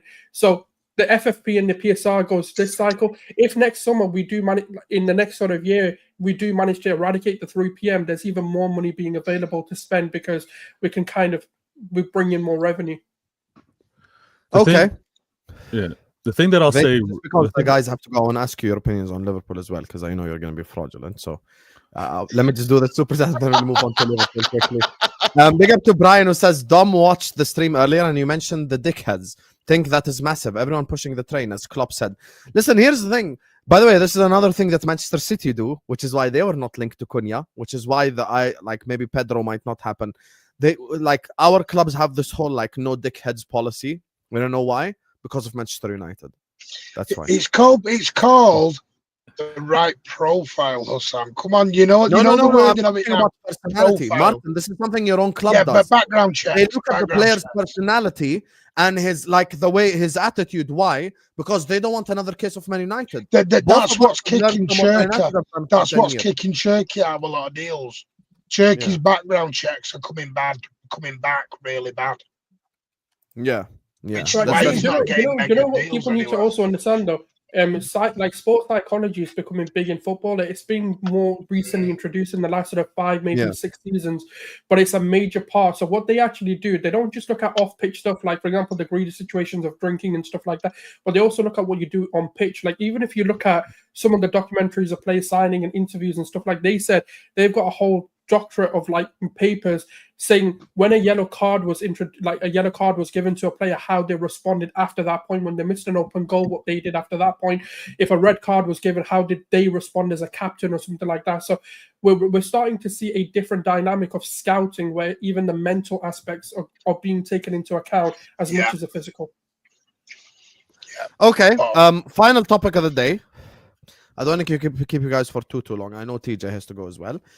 Guys, we are literally just 20 likes away from 500 likes. Can we get there, guys? All these esteemed panel members. Just before you end, by the way, you end, can I have 1 minute with Vator? Because I've got to shamelessly out him. Okay. Before, but I'll let you do that. But you do your Liverpool bit. Just let me have my 1 minute of I promise I'm going to give you the 1 minute. I'll start off with you, I promise. Big up everyone locked in. Let's try to keep pushing the likes, guys, and subscribe to the channel. I'm going to ask them their opinion on Wirtz as well. And go subscribe to all these guys' channels as well, because they're showing us love to pull up here. Big up to every super chatter as well. Go ahead, Martin. What do you want to out him out with? No, just starting him out is Vator's been avoiding me for a long time on FIFA FC24. He won't play me anymore. And he's been avoiding me like the plague for 6 months. This is absolutely Vator hates excuses, but is very good at bringing them up. TJ will tell you that right now. Correct. Yes. This is absolutely terrible. This guy's Pep Guardiola's lawyer. An excuse, he starts shouting. But Guardiola has this guy on retainer. You know, Vator's that good. He's that good. He's been on the 115 lawyer case. Yeah, he is 100%, bro. He's in the Canadian wing. He's in the Canadian wing of the Manchester City lawyer guild. National law, you got it. Yesterday was a very bad day for you guys. Obviously, we know why, and it's normal. It's the same way I felt when City signed Haaland. Same way I felt when Arsenal signed Rice. It's completely normal.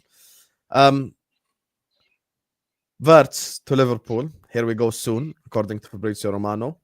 TJ, I'm gonna start off with you because I know you got to go in a second. Talk to me, brother. How did you feel about that information? Well, I can only really talk about it in the Arsenal context because I need a 10 too, because Martin Odegaard is looking like not to be that guy, and Wirtz. Wow. He is, man. I'm sorry. Like it's just the way it is, and people can say, TJ, you're overly negative. That's fine. TJ, you're the American League gunner. That's fine. But I mean, I watch football with my eyes, and he had a bad season. One bad season. Okay, yeah, all right. Well, we can look at moments from the last 3 and also have this conversation. Anyway, but in the context of Liverpool, it's just you guys reloading. Like that actually makes me feel even less confident about our prospects next season. And I don't like glazing Liverpool, but the way that you guys are moving after winning a Premier League is admirable. It shows that you guys aren't going to slow down. It shows that the FSG and the board have faith in what your manager is doing. Slot is a fantastic manager. I think people didn't rate him as highly as they could have, myself included. I thought you guys were going to fall off, and you didn't. But yeah, I mean, just what Florian Wirtz creates, man, you saw it in the German league. You saw what he can do. It worries me, to be honest. And there's really not much else I could say around that. Other than I'm jealous. You know, as long as he could stay healthy, you guys are gonna be firing on all cylinders. Yeah, no, and that hurt me to say, by the way. That actually hurt. Yeah, but we're having a great conversation today. You get me? I love to listen shit like this. Vator, why you gonna fall asleep on the stream, brother? Florian Wirtz, get excited. Yeah.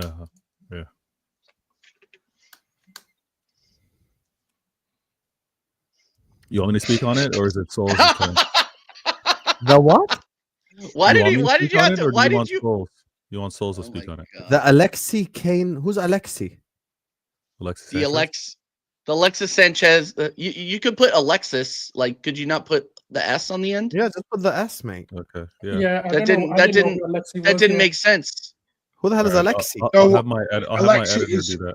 I know what he's talking about. Alexis Sanchez, Harry Kane, Declan Rice, all made the mistake of not coming to see. Whoa. Do not say hey, Rice made a mistake. Rice joined Arsenal. Thank you very much. What does he want? Yeah, but if he'd have joined City Souls, he'd have had a champion. He'd have had a winner's He would be medal by playing now. second fiddle to Rice. Overrated. We do it with the struggle. We like the journey, and then we'll get. No, our we goal. don't. No, we don't. For the argument I've been on this Hang journey. on, I feel like hang on. No, I'm- Souls, you're not doing this. You're not doing like this, I'm in the Souls. Lord of the You Rings told right us now. all.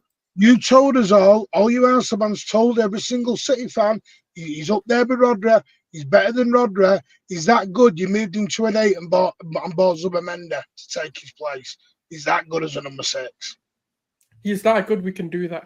Anyway, guys, let's focus. I can do it Vator, all. what do you want to say about Wirtz? Why is it a mistake? I said, will it be another case of a player choosing not to come to City where they would have had the better career at City? I believe that Alexis Sanchez making the choice to go to United versus come to City made a huge mistake. We can all agree to that. I think that Kane, who should have forced his way out to come to City, I think Kane, who was trying to force his way out, he was close to do it, but did not, and wasted a couple seasons at Spurs before going over to Bayern. And he's But probably how's that a himself. mistake though? He just wasn't allowed out. It's like a prisoner saying, "Oh well, I wanted to come out 2 years early." And what can you do? Daniel Levy is literally a prison warden. He said no. Sulz is actually hilarious. Sulz, That's actually true. He could have made more of a stink. He could have refused to play. What and could Levy he? would You have would done- never. You Levy never would would have have done came that. out and said, "I Okay, want guys. to go. I've got a gentleman's agreement," which, by the way, I don't agree with. But Yeah, it is. I've got it. The Harry Kane thing wasn't on Kane. He actually did go on strike for a week. He came back from he didn't go to training He for went a week. on a trophy Spurs- strike. They still wouldn't We're let him never out. He went on gonna a sell him trophy to a strike Premier for 2 League team. seasons. Okay, This is He guys. legit- legit a said this, non-conversation. "I'm not Guys. winning a trophy with you." Guys. But I'm 2 totally seasons with you on into it. Declan Rice and Sanchez. Harry Kane's more on Harry leader Kane, than if you inside. want to look at the point before he even did the strike to accept the gentleman's agreement, to make that choice knowing that he wanted to go to City, he should have never done that to begin with. So there's the mistake as well. You guys know the point I'm trying that's to make true. here. That's Don't true. go Yeah, to we a know the fine- point. Can I ask you a quick question just before you tell me no, your you got opinion it. on Wirtz, which Okay, is yeah. Ask clearly me quickly. already fraudulent, just like you. You know the difference between me and you? You know the difference between me and you? In the City section, I'm like, I'm worried about Man City. I respect Man City. You just show no respect whatsoever, and you're just You haven't fraudulent. even heard me One say a second. word. No, but already the hashtag in itself in underneath your face is completely wrong because none of these players joined Liverpool Football Club. Alexis Sanchez joined Manchester United. They've been not successful for the last 12 years and fucking dog shit. Harry Kane went to the Bundesliga. He won the Bundesliga, to be fair, so you can't say anything negative. Rice joined Arsenal. Did Caicedo make a mistake by choosing Chelsea over Liverpool, Vator? Can you be honest? Yes, he did. Did Lavia make a mistake by choosing Chelsea over Yes. Liverpool? Yes, they did. Okay. Did Zubamendi make a mistake by not joining us from Sociedad? Yes. Perfect. So, as things stand, based off of evidence, You're asking me none of the questions players you're- that you mentioned are Liverpool Football Club. That's the thing. No. Like, that's not the players who thing. come to us will at least leave with something, not empty-handed, you know? No, that's not the thing. The thing that I'm pointing out is a player between Manchester City, not Liverpool and somewhere else. Because if it is a player choosing, would you argue that Van Dijk could have made the wrong decision going to you guys versus us? Because had he come to us, he's winning what he won at Liverpool and more. So I do have a valid point to say, you know what? Could this be a Florian Wirtz making the wrong decision because he could be having Yes, I know it means more to win over at Liverpool, but he could be actually winning more at City. I'm just posing the question. We'll have to wait and see on this one. Now, I do, and before you like to talk to your chat, you like to talk to the audience and say that I'm going to be fraudulent, claim what I'm going to say before I even say it. I'm posing the question. But I do believe that Wirtz is an incredible signing. I think he is an incredible player. There's a reason why not just Liverpool, but Real, Bayern, and City wanted him. Now, I'm posing the question on whether the long term is going to pan out, on whether he made the right choice long term. That's fair to say. Now, I think Trent's probably kicking himself because he had a chance to maybe play with this talented player as well. And maybe he's looking in the rear view or the side mirrors and being like, I probably did something wrong here. But no, he's going Real Madrid. That's not. Well, we'll see. Fine. We'll see. I think Trent's going to be fine. He's a Scouser, so we'll see. But when we want to talk about this whole signing as well, Hussam, is the credit. I know you're reluctant to kind of talk about FSG and what they've done, but this signing is brilliant. This is. And I think it also speaks a little bit. It poses the question on the what ifs with regards to Edwards, right? Because when Edwards was there for you guys, the trajectory was like that for you guys. You guys were on the up and up, 90 plus, challenging for Champions League and leagues. He's now back, and it looks like he hasn't lost a step. He's now making moves to have you guys on what could have been maybe a dynasty had he not butt heads with the manager that's left. Now, I think it's also amazing timing, and the reason why I'm not having a meltdown, the reason why I'm not spazzing out is because I saw Liverpool win a Prem without investing the season prior. I saw Hussam, who was losing his mind and saying, how are you going to bring in a manager and not spend a single dime? What do you expect us to do? He's predicting Arsenal to win the league, and lo and behold, Liverpool win it. So when you have a season of not spending and now they are spending, I think it's just a cycle of football. My club won the treble, and we bought we bought Doku, we got an aged Kova, and we kind of got we didn't really do what we need to do in terms of Nunez. And then we won a 4-peat, and we went out and brought an aged Gundogan and a Savinho. Sometimes your club doesn't spend like they want to always compete. I think the cycle of spending happens to hit perfectly for Liverpool because they didn't spend last year, and they have the affordability to spend big this year. So, yeah, it's scary to see whether they're going to be able to do this back-to-back. I'm excited on what this means because we've seen this. Whenever a club raises the level, if you want to compete, you've got to raise your level to match or exceed it. So right now, Liverpool have the edge. I want to see how my club responds. Maybe we don't get it right this year, but I'm confident that my club will respond. So I'm not melting down. And I think that the level raise will be like, hey, let's try and stop them from winning back-to-back. That's on us. That's on Liverpool. That's on every other club. The transfer window's not closed. Credit to you guys. I think Wirtz is going to be brilliant. It's not even open. No, it's not even open. But with regards to the Club World Cup, everything's moving quickly. I also want to say this as well. It's also going to be, and again, let me transfer this because I'm not a fraud. I speak intelligently. But over on CIA, I want to see what this means, the domino effect. Because if Liverpool's investing like this, if they're going to have these increase in wages that they've now given to a Van Dijk, to a Salah, what does that mean to the rest of the squad when they look at re-upping, when they look at wanting to get their dues? Because everybody's going to have to match up. The target's on Liverpool, and I'm excited for this season to see whether we can knock them off. So credit to you guys. No hate. There's so much wrong with what you just said. First of all, we won this league title in spite of FSG. We saw 2 weeks ago. We saw. You see how I didn't interrupt you? You did interrupt me, but then you stopped. No, I didn't interrupt you. At the very beginning, you did. You know how, like 2 weeks ago, the trend was 100 men versus a gorilla. If I give the 100 men wooden sticks, no, 1 second. If I give the 100 men wooden sticks and they beat the gorilla, it's their credit. But if I give the 100 men machine guns and they beat the gorilla, it's my credit because I gave them the weapons required. No, this is the army slot title. That's a terrible example. That's not a terrible thing at all. Because if I give you, guys, 1 second. If I give you nothing and you win with nothing, by definition, you deserve the credit. not the person Well, giving you nothing. No. But can I ask one question Let that I think would refute what you're saying? Please, let me speak, please. Just chill, because I hate this. This is just such a weak argument from Vator. What you're saying is weak. So let's say right now, Manchester City linked to Reindeers, Gibbs, White, blah, blah, blah. This summer, you sign absolutely no one. You win the league next season. You know what I'll say? Massive credit to Pep Guardiola. I'm not going to go like, oh, well done, Sheikh Mansour. You got Pep, nobody, but you won. Somehow it turned out that way. That's not how it works. You have to give credit to the people that deserve credit. But they do deserve credit, and I'll tell you why they That's deserve why credit. That's why Husam's the fraud right now. No. Let me land. Because they could have got you Let's give Husam the 3 minutes, and we'll ask for the 3 minutes as well. Go ahead, uninterrupted. Yeah, but I haven't spoken for 3 minutes. I've spoken for 20 seconds, and every time you interrupt me. All right, I just mentioned the gorilla analogy, and that's it. All right, go. If Pep wins the league next season with zero signing, it's Pep's credit.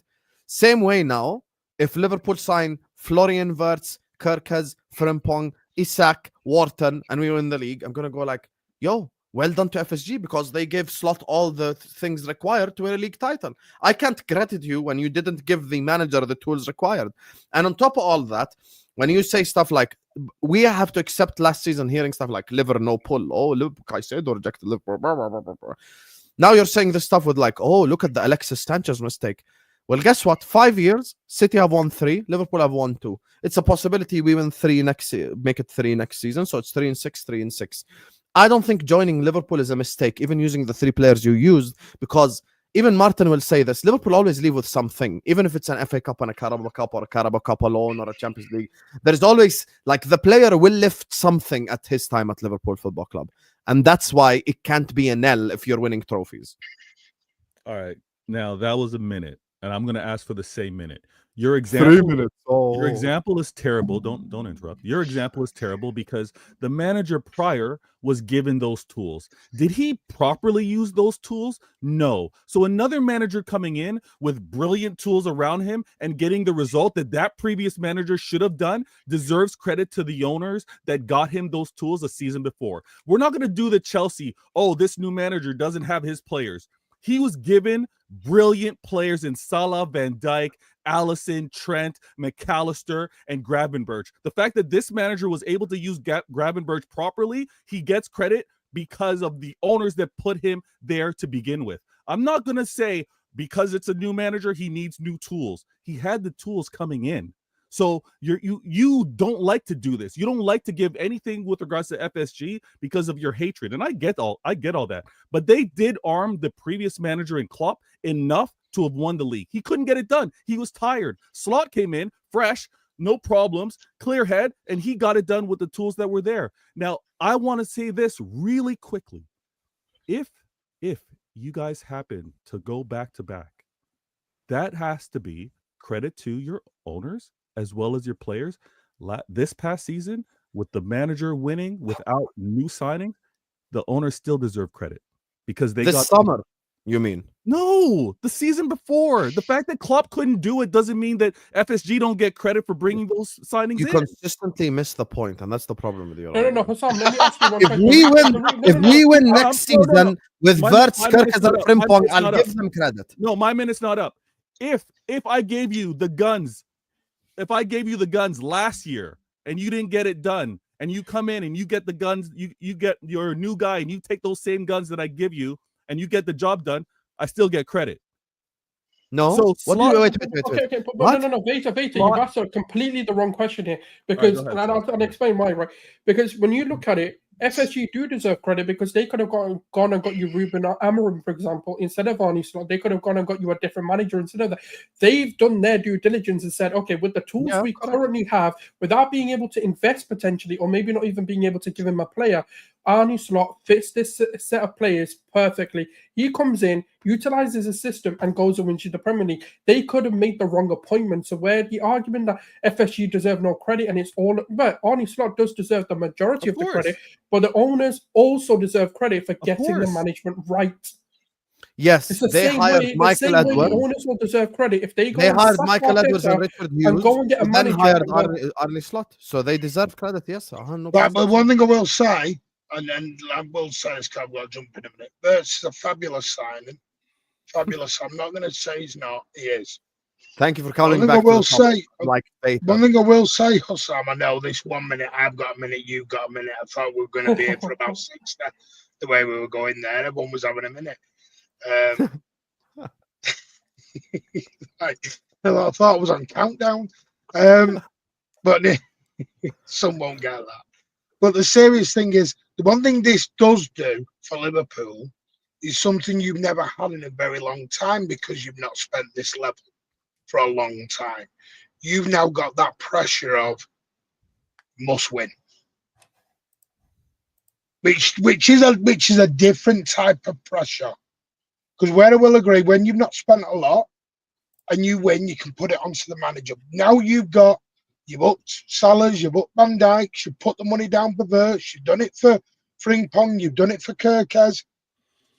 There's no excuse now to not win. Yeah, 100%. So that's a different type of pressure now. That's so an now that I'm not being that's not me being salty. That's not me being a dick. That's me being genuinely honest. Now you are being salty, lad. It is the simple fact is now Slot won't have an excuse. Because for example, if Slot hadn't won the league this year, a lot of Liverpool fans on Slot would have said, a lot of people would have gone, well, he only had 10 million on Chiesa. Wasn't his squad. Correct. He's needed that year to bed in. He's now won the league, which is fabulous. He's now about to drop 300 million, well, probably 300 million quid. Because I don't think you're done with just Gyokeres, Frimpong and Wirtz. You know, personally, I mean, but the one thing we've talked about strikers, how not, and this is going to sound mad, why no one wants to take a punt at 30 million quid on a Liam Delap? Because if you give Liam Delap the right service, the guy will bang goals, by the way. I agree. I saw it for myself. I'd rather Delap than Sesko, literally. You know, for 30 million quid. Come on now, chill out. No, but for 30 million quid.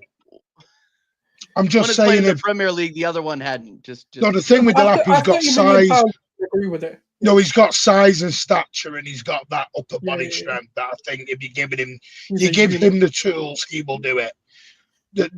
So yes, Liverpool have now got this uncharted territory they've not had for a good 15, 20 years now, where the expectation is now there. Whereas City is a little bit different because we're like, oh, we're in a transition. We're in a different mindset now of, well, if we don't, there's not the expect. We're probably not going to go in as favourites. Arsenal may not go in as favourites. Liverpool now go in as favourites. No, yeah, they're not. What is it? They're cheating. So it's very different. Now, I'm not saying you won't do it. Like I said, Wirtz is a fabulous signing. I'm just, you know me, Osam, I use my brain. I'm not here to do, if I want to do banter. No, I agree with you. Listen, you always bring up intelligent agendas. So, like, that's the thing. So, unlike the guy who proclaims to have it, who's completely fraudulent. It don't come for Vator like when that. you don't get, highly intelligent individual. when you don't get money like that. Alone. Yeah. When you don't get money like that, it's obviously Vator spoke only facts today. I did. But anyway, let me just read the super chats so we can end the stream. Let's go to the super chats. Big up to Ryan who says Klopp is disappointed about the Trent thing. I'm disappointed that he wasted 85 million on Nunes, forced Edwards out and managed against us in the last 2 years. He didn't leave us in a good place. Slot is fixing his mistakes. I wouldn't say Slot is fixing his mistakes because if Klopp didn't leave us in a good place, Slot wouldn't be able to win the league. That's like, if that's like saying Ten Hag left Man United in a good place. It's so wrong because Klopp said when he first came in, it's not about what they say when you come in, it's about what they say when you go. And he didn't leave behind a squad that needed like an Emery after having a Moyes or a blah, blah, blah. Him in a shit show. Okay. If Arteta leaves this summer, Inzaghi comes in and wins the league. Yeah. Okay, did Arteta leave you in a good position or a bad position?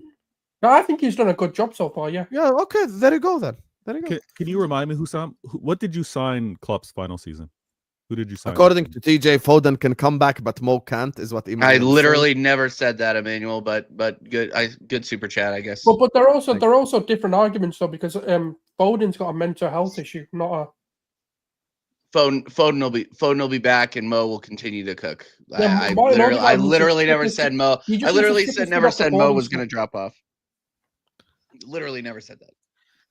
Big up to Mina who says Germany fans allowed to call him a rat or just cause. Why would Germany fans call him a rat? If Leverkusen fans are upset. I don't get it. It's Yeah, like- if the one thing I will Leverkusen say- fans are upset, one thing I will say- why Germany fans? He left. I'm not sure if Bundesliga, you that's mentioned this, Sam. Wirtz, I recall a statement 4 years ago, maybe 3 years ago. Wirtz actually said Liverpool was a big thing for him many years ago.